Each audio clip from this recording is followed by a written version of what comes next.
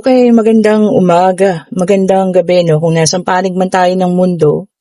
Okay po, ayan, dapat gagawa tayo ng reading pero baka maya-maya na 'no.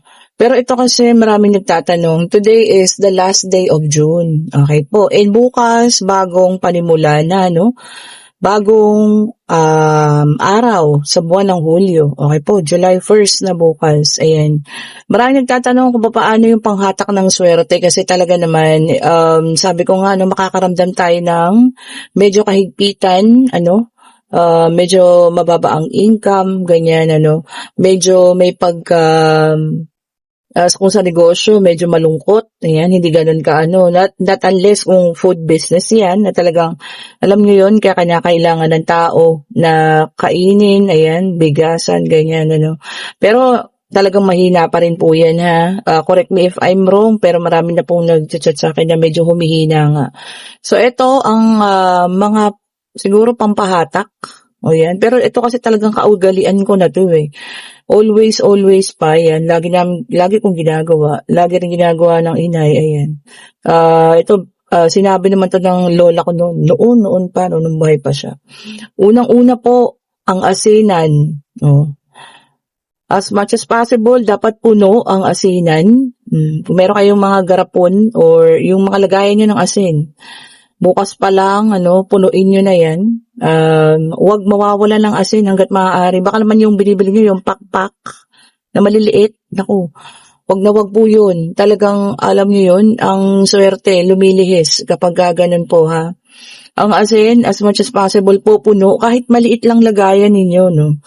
Wala akong sample na lagayan dito. Ito. Kunyari, itong peanut butter na to, no, kung ganyan kalaki. Kahit ganito lang kalaki, punuin po ninyo, ha. Laging puno ang asinan.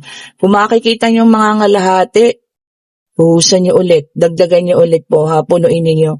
Magkano lang naman po ang asin? Merong 15 pesos, may 20, no? Depende sa kung ano yung ginagamit nyo. Merong yung, alam nyo yun, yung, ang tawag ito, pinong-pino. Meron namang rock salt, o meron namang gumagamit ng Himalayan salt. Yung mga Himalayan salt, maliliit lang lagayan yan, so kayang-kaya pa rin mapuno ha. So yun lang po, unang-una, punuin ang inyong asinan. Ayan, pinaka-importante yan, ano. Isa rin yan sa panlaban sa mga negatibong enerhiya kapag lagi pong puno ang inyong asinan ha. Yung mga negative energy na itataboy. Okay po.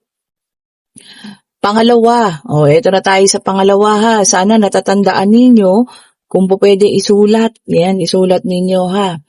Para po sa pangalawa, ayan, kung may time kayo, ayan, kung may time lang naman po ha, ayan, maglinis ng bahay, especially lalo na ngayon bago dumating ang August, okay po, maglinis, ayan, talagang as in yung itapon nyo na, yung mga basag na plato, hindi na ginagamit, ayan, yung mga relo na hindi gumagana, kung meron kayong mga wall clock dyan, yan, na hindi na umaandar.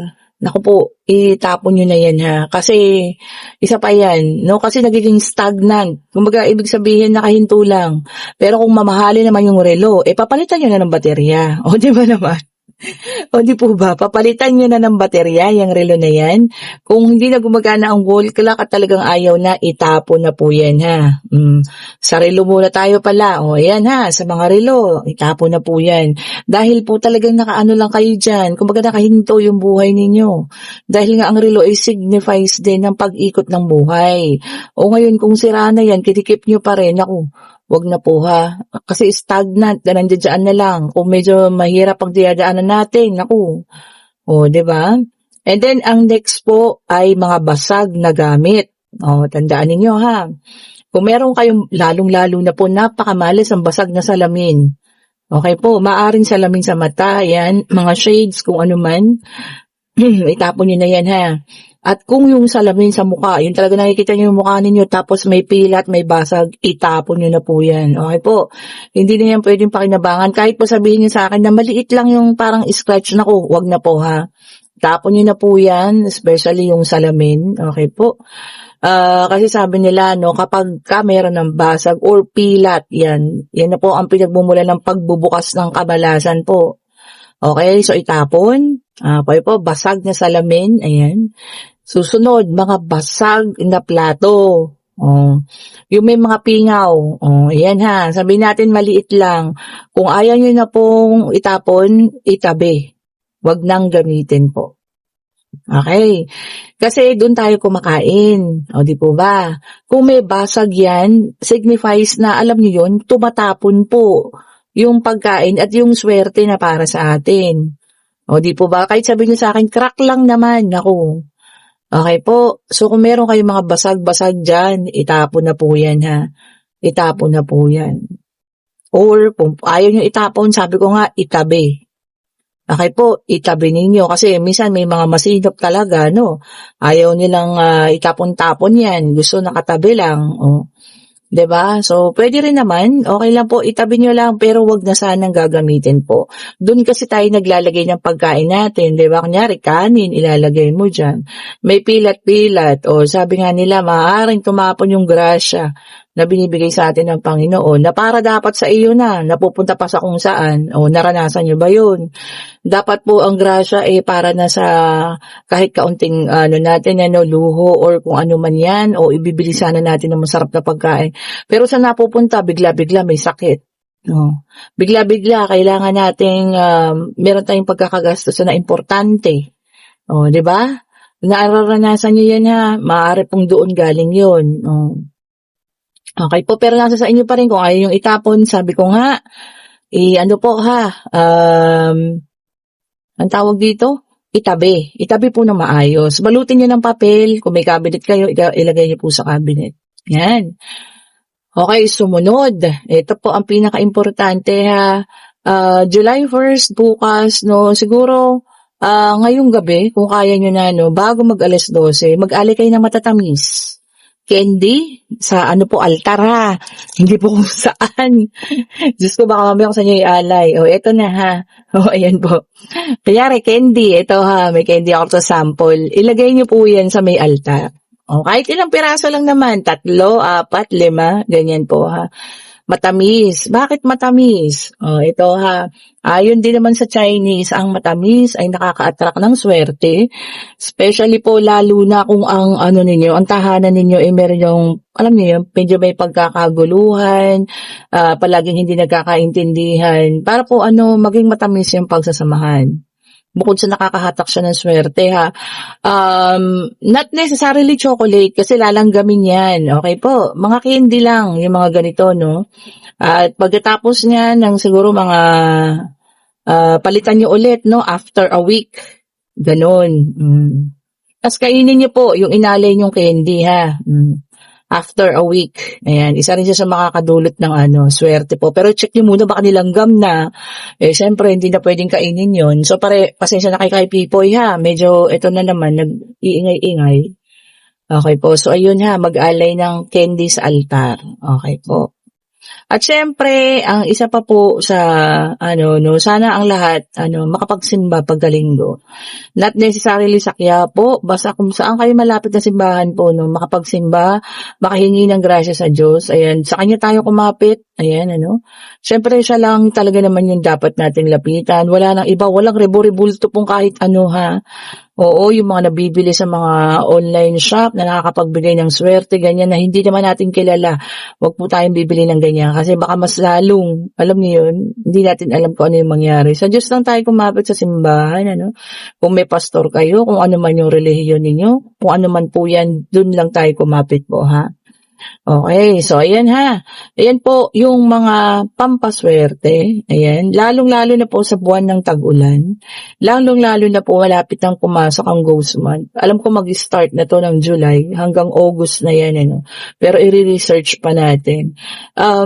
Yun nga po pala may nagtatanong sa akin, bakit hindi tayo nagre-reading about sa mga mangyayari sa panahon. Okay po, kagaya ng nagkagera, ganyan, babagyo ba, ganyan. Natural calamity naman po, ang bagyo, lindol, ganyan. So, hindi rin naman siya ganun sasabihin natin ipipredict ko yan, ganito, ganon. Kasi natural calamity na po yan eh. Darating at darating po yan kahit hindi natin siya, tawag dito, asahan o ipredict. Darating at darating po yan. So, ang mas maganda po doon, maging prepared tayo. Maging prepared kahit papaano, meron tayong nakahandang mga canned goods dyan. Okay po. Kung magiging bagyo man ito, ganon din. Kailangan po prepared tayo, mga kandila, ganyan. Ganun po, no? Kasi this is a natural calamity. Hindi na po natin kailangan i-predict yan. Darating at darating po yan. Ang kinakailangan natin dito, maging handa po tayo. Okay po. Yung sa gera, siguro mga ilang months na to, no? January pa lang. May nagpa-reading sa akin, regular customer ko na to, no? Ayan. Hello, ma'am. Ayan, from Italy yun. Nakapanaginip siya ng maraming taong namatay and also ako din nakapanaginip ako ng maraming taong nakaitim, nakaluksa. O, diba? And then after nun, hindi ko lang kung na-share ko to sa inyo, no?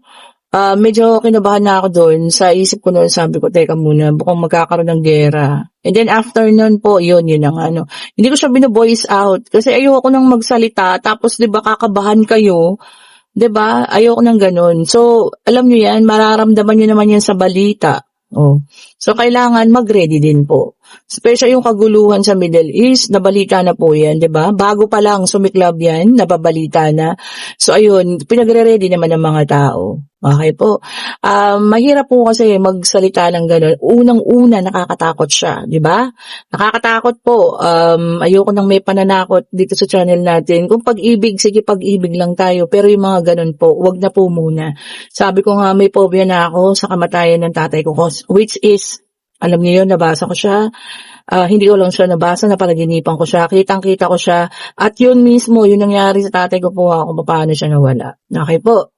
So, ayan. So, sana may natutunan tayo, ha? Pampaswerte. Ayan. Yun na lang ang sundin ninyo, yung mga sinabi ko, no?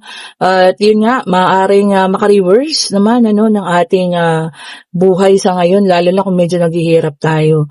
Ngayon po, ha, hindi ko sinabing bumili kayo lahat ng mga bagong plato o kung ano man. Basta yung mga basang-basang po, itabi na. Oo, di ba? Baka mamaya sabihin niyo sa akin, bibili na ba? Hindi po, o baso man yan, o kung ano man po, basta may basag, itabi niyo na po. Okay po? Thank you so much po sa panonood. Sana nagustuhan niyo itong video na ito, no? Mamaya ang ating reading po, ha, abangan ninyo. Oh, 'di ba? Thank you so much po. Ingat po ang lahat sa pag-uwi, ha. Ayan, anong oras na? Mag-aalas 6 na yata or 6 na. Alam kong mahirap dahil umuulan pa, no? Ingat po kayong lahat. Bye-bye po sa inyo.